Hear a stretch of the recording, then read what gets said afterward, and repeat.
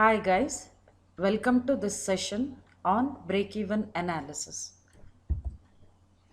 First, let us understand the meaning of break-even analysis, abbreviated as BEA. Whenever a new product is to be launched, large amount of investment needs to be done. It includes facility cost, equipment cost, material cost, labor, administrative cost, etc. Here, facility cost refers to cost of the factory if it is production facility, cost of the storage if it is storage facility, like cost of rent of warehouse, something like that. By selling units of that product, we get revenue. To produce a product, different cost types of costs will be incurred, and that is negative cash flows to the business. And when the product is sold, revenue is obtained, that will be positive cash flow for the business. As an industrial engineer, we want to know how many units of product should be sold so that the revenues obtained will just cover the total costs associated with the production of the products. So as an industrial engineer, we are interested to know if how many units are sold, then the total revenue obtained will just sufficient to get back the investment done in producing those products. For this, economic analysis needs to be done, and one of the tools used is break even analysis. BEA is used to find the break even point. This is an interesting point which will help to analyze the situation. Here, point refers to number of units of product, or it's also called as volume of product. Here onwards, volume of product refers to number of units, and its unit is units. Some more details. BEP gives the volume of product to be sold so that revenues obtained will just cover the total cost spent. Mathematically, BEP is that point of sales volume, means number of units to be produced, for which total cost is equal to total revenue. So BEP tells us how many units of product should be sold to get back total cost spent to produce them. For example, consider a shaft. Supposing to produce 1000 units of shaft, 1 lakh rupees was spent in producing, and on selling those shafts, supposing 1 lakh rupees was obtained as revenues, then BEP is equal to 1000 units, because we spent exactly 1 lakh rupees to produce them, and in return, when we sold, we got 1 lakh rupees of revenue. So this has happened to produce 1000 units of shaft, hence BEP is 1000 units. Whatever spent here, we just got back. So didn't get any profit, nor was there any loss. That is why BEP refers to that level of output which evenly breaks the costs and the revenue. Hence the name break even point. It evenly, in the sense equally, breaks the total costs incurred with the total revenue earned. Let us look at this with some other perspective. Say, for example, consider a product, say shaft once again. How its selling price will be fixed, supposing. Calculate total cost of production, add profit margin to that to get the selling price. Therefore, mathematically we can write selling price is equal to total cost plus profit. But we already know that at BEP, total cost should be equal to total revenue. Then we have to put profit equals 0. Hence, BEP is also called as no loss, no profit point. It has got some other names also, like balancing point, equilibrium point, etc. If an organization operates at a level of output beyond the BEP, then it starts earning profit. BEP, as I already mentioned, BEP is a point at which there is no profit, no loss. If level of output is less than BEP, then it incurs loss. So till BEP, whatever amount we produce will incur as loss. At BEP, there is no profit, no loss. And once BEP is crossed, after that, whatever is the output level, corresponding to that, we get the profit. So BEA is used to find the volume to be produced, that is number of units to be produced to get a particular amount of profit. So first let us understand some more things about the costs. If we look at the costs, there are two types of costs based on nature of the cost. Cost can be categorized based on different criteria, based on elements, based on whether it is direct or indirect and so on. So here let us see the classification of costs based on only nature of the cost. There are two types. One is fixed cost and the other one is variable cost. What do you mean by fixed cost? The one which never changes with the volume to be produced. Here volume, once again I stress, here the volume refers to the number of units produced. If you take up the factory scenario, initial investment for procuring the equipment or getting the building or the rent of it, tools, advertising, administrative charges, etc. come under fixed costs. Why we call it as fixed cost? Say for example, for producing 1 unit, total cost is 1000 rupees. For producing 2 units, once again total cost is 1000 rupees. For producing 3 units, the same 1000 rupees. In the sense, number of units is increasing whereas the cost remains same. Such a cost is called as fixed cost. Another example, consider a two-wheeler. With respect to that, cost of the vehicle, insurance cost, emission test costs are all example. Now let us look at the other type of cost, that is variable cost. Directly related to quantity to be produced. In the sense, with the quantity, the cost also changes. For example, let us go back to the same factory setup. The direct material, direct labor are called variable costs because they vary with the quantity produced. Once again the same example, supposing for producing 1 unit, total cost is 1000 rupees. For producing 2 units, total cost is 2000. For producing 3 units, total cost is 3000. So here the cost is continuously rising proportionate to the quantity height. So hence this is variable cost. Consider a two-wheeler, the same example once again. Here fuel consumed keeps varying with the distance traveled. So fuel cost is variable cost. Now let us look at this an interesting graph wherein quantity is taken along x-axis and price in dollars or rupees is taken along y-axis. We can make out quantity in the beginning is 0. It keeps increasing as we move rightward. The cost, fixed cost, but remains same even if we move towards right. Say for example, at quantity 1000, the fixed cost is say $18. For 5000 units of quantity also, the price is once again $18. So that is why it's called fixed cost. So this blue region which is parallel, the upper boundary is parallel to x-axis is called fixed cost.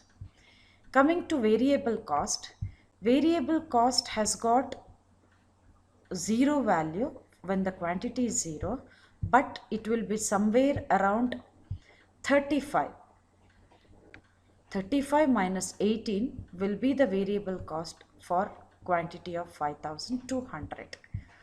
So we can make out the variable cost, the cost which is varying with the quantity is called variable cost. and the total cost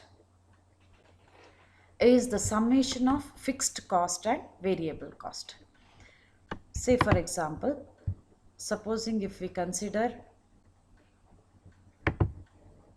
2000, here the fixed cost is this much, variable cost is this much, and if we add these two, whatever we get is total cost.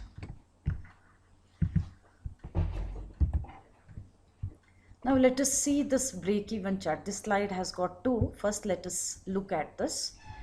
Once again, quantity is taken, units sold is taken along x-axis. Sales and costs both are taken in rupees along y-axis. This line shows the fixed cost, which is parallel to x-axis, doesn't vary with the quantity. There are two more lines which vary with the quantity. The blue line is called as total cost line. Here variable cost line is not drawn. To get the break-even point, total cost is enough. And sales revenue is drawn by this brown colored line. Sales revenue starts with 0. When quantity is 0, revenue is 0. With the increase in quantity, revenue also increases. This revenue line is obtained by multiplying the quantity by the selling price per unit, and total cost line is obtained by multiplying the quantity by the total cost per unit. These both intersect at a particular point, which is that interesting point called as break-even point. At this point, there is total revenue equal to total cost. Now, come to this graph. From break-even point, draw a vertical to meet x-axis, and this value on x-axis will give us break-even point in units. Similarly, at the break-even point, draw a horizontal line to reach the vertical axis, and that value is called break-even point in rupees or dollars. So this says that break-even point can be represented in two ways. One is in units and the other one is in dollars. Now, till the break-even point, the region shaded one in red is called as loss. In the sense, coming back to this graph, till this point, however much we produce, say for example, break-even point in units is 5,000 and in rupees is 25,000. 5,000 till 5,000. Supposing if you produce 2,500, I will go for pen once again. If I go for quantity of 2,500, then I incur loss. And this much will show the revenue and this much will show the total cost. Till the break-even point, total cost line is superior to revenue line. And this difference between these two will give us the loss, that is revenue total cost minus total revenue, that will give us the loss. Coming to this region, which is profit region, and it is here in this graph shaded as light green here. So here we can make out revenue line is superior to total cost line, and say for example at 7,500 we have got total revenue more than total cost, and this difference is profit.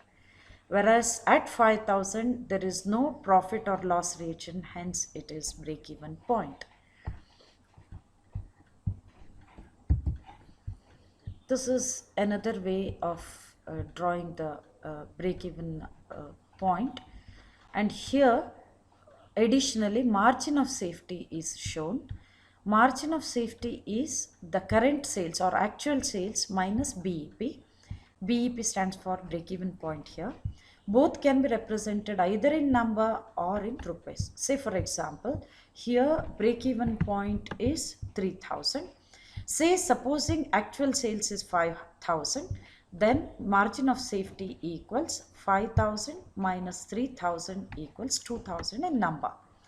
Supposing for 4,000 rupees is also 4,000, say for example per unit 1 rupee is the selling price, then margin of safety in rupees would be actual sales, that is 4,000 rupees minus 3,000 rupees, which is equal to 1,000 rupees. Even in percentage it can be represented as total revenue minus BEP in rupees divided by total revenue in rupees into 100. BEA is also known as cost volume profit analysis because just now we saw in the graph it relates the total cost incurred, the quantity that is sold and corresponding profit. So that is why this technique is also called as CVP analysis and majorly focuses on selling price, total cost incurred and corresponding quantity sold. What are the uses or applications in the business of this analysis? It's a powerful management tool used for forecasting, planning, capital budgeting, decision making, controlling costs, etc. Forecasting in the sense predicting the future sales or demand based on the past sales or the demand. Say some of the cases could be launching a new product. A new product needs to be launched. Then supposing if projected or expected selling price is there, expected total cost is there, then how much quantity to be produced or to be sold so as to get the break even point, so that after that whatever we produce we get the profit, or for a particular profit how much quantity to be produced. Expansion decisions, to study the effect of expansion decision in the sense the extra investment will be there. For that extra investment how much we have to extra sell so as to get the break even. Pricing decision, when we to get a particular amount of profit how much the pricing change should happen, or supposing if technological upgradation takes place, say for example automation or modernization, then extra investment is needed. Once again how it affects the quantity or the profit, we can calculate using BEA. We get to know quantitatively all these applications when we solve the problems. But before going to BEA, we have to have few assumptions. They are all expenses can be classified as either variable or fixed.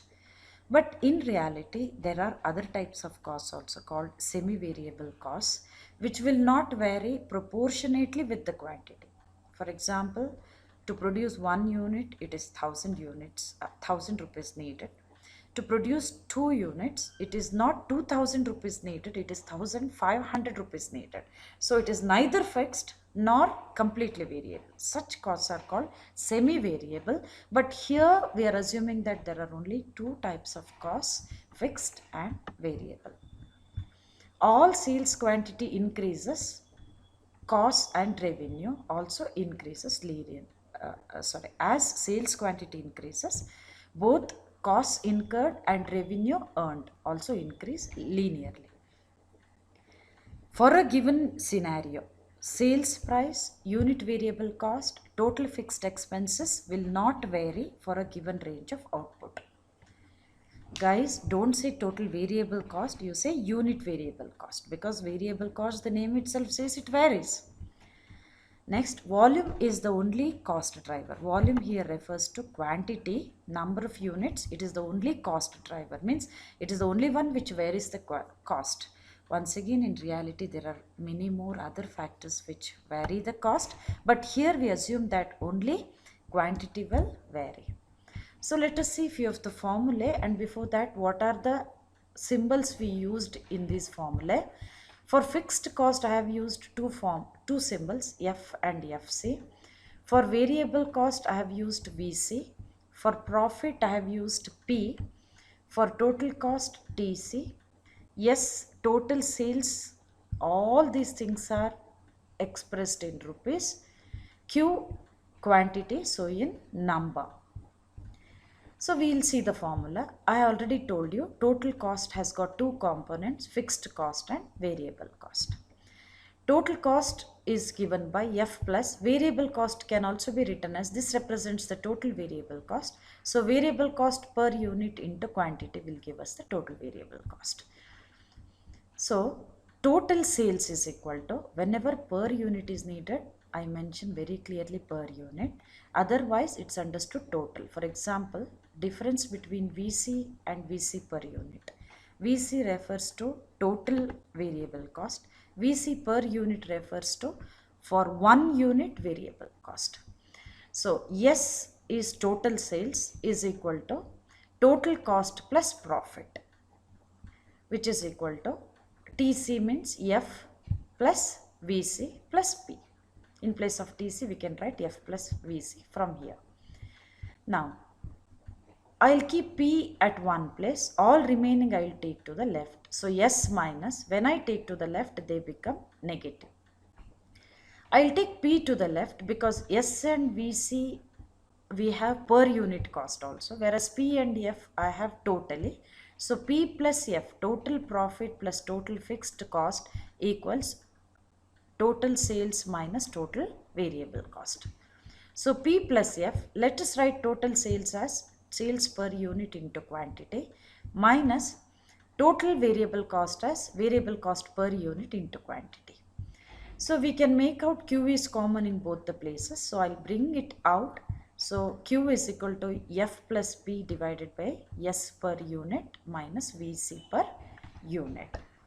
So here Q will give us the number of units required to be sold to earn a target profit margin of P. Margin means also profit. Profit means also the same. Once again, the same thing I have carried this from the previous slide. Key quantity to be sold to earn a particular profit is given by this formula. Now let us apply BEP concept. Key at BEP, P profit equals 0. So we get, if we put P equals 0, numerator will have only F, and on the left Q is replaced by BEP in units. Here S per unit minus VC per unit, that is this denominator has got a particular name called contribution per unit. So here it is replaced by contribution per unit. So let us write BEP in units is equal to fixed cost divided by contribution per unit.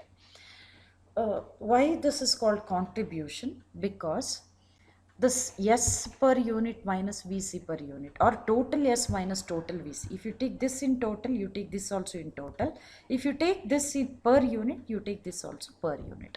This difference will contributes towards covering the fixed cost. So selling price minus variable cost will give the contribution towards fixed cost. How much it covers? The portion of fixed cost. So that is why it's called contribution. It contributes to cover the fixed cost. Further, if you multiply BEP in units by selling price per unit, you multiply right hand side. This is also by S per unit. Now bring this to the denominator, contribution per unit by selling price per unit, left hand side remains same. Then we can write this as BEP in rupees. This is BEP in units in number, BEP in rupees we get like this, and this much denominator in the square bracket is called PV ratio. It's represented like this P by V ratio, but here onwards I'll call it as PVR so that it becomes easier for me to represent. That is all. It is not the general abbreviation popularly known. Only this PPT and this particular session point of view I will use for this PVR. So PV ratio equals contribution per unit divided by selling price per unit, or total contribution divided by total sales. If F and FC represent fixed cost, BEP in units is given by FC by S per unit minus VC per unit, or FC by contribution per unit. Here total sales or total variable cost cannot be considered. It should be per unit only. This is for BP in units. For BP in rupees, FC by PV ratio. Here PV ratio is contribution per unit by SP per unit, or total contribution upon total sales or total revenue. So total contribution is equal to total profit plus fixed cost, or total revenue minus total variable cost. So finally, problems point of view, if we remember two formulae, more than enough. I call them as mantra because for all the problems we can use them. Many of the problems we can use them. Supposing the contribution per unit is needed, you use selling price per unit minus variable cost per unit. Total contribution, if it is needed, total sales minus total variable cost.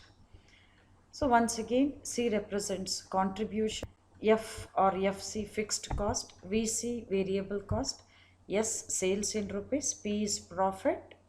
So all these are considered in rupees. Then here onwards I already told you P by V ratio I'll call as PVR. In percentage you get it as PVR is equal to C by S into 100.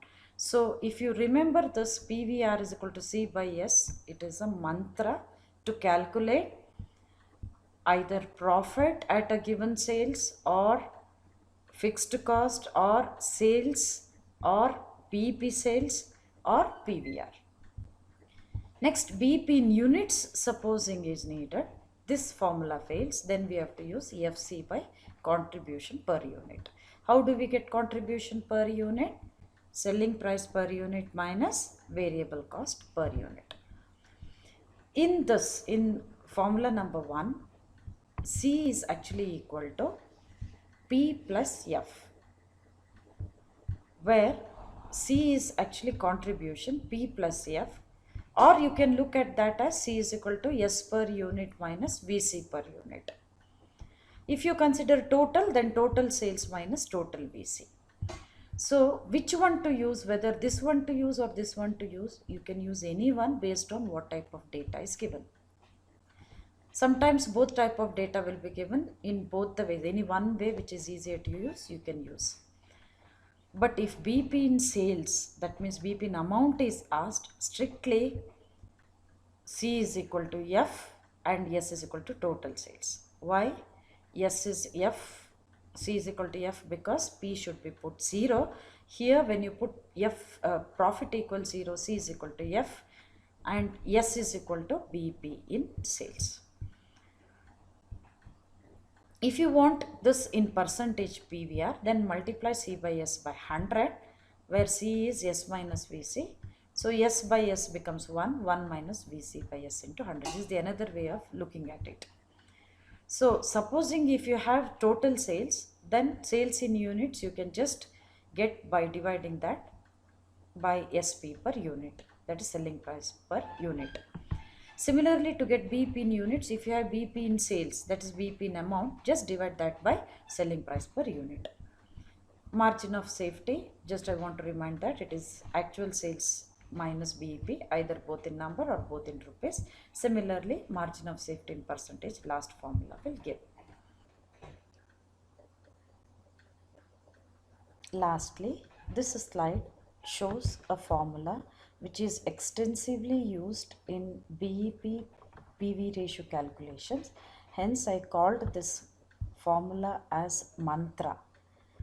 This relates PV ratio, which I call as PVR, PV ratio with contribution and sales. This formula can be used in two different ways. When we move in this direction, PVR is equal to P plus F upon S. In place of C, we can put P plus F. And if S is taken as BP sales, P should be put 0. If S is taken as any other sales, then P plus F should be used.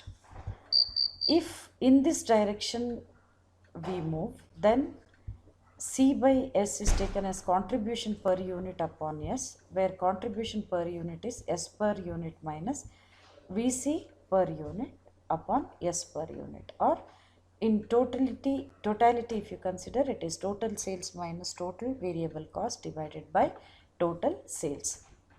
So based upon the type of data given and the thing which is asked, what is to be calculated, based on that you can use this formula. So let us call this as mantra, as it can be extensively used in calculating the BVP, PV ratio or BE.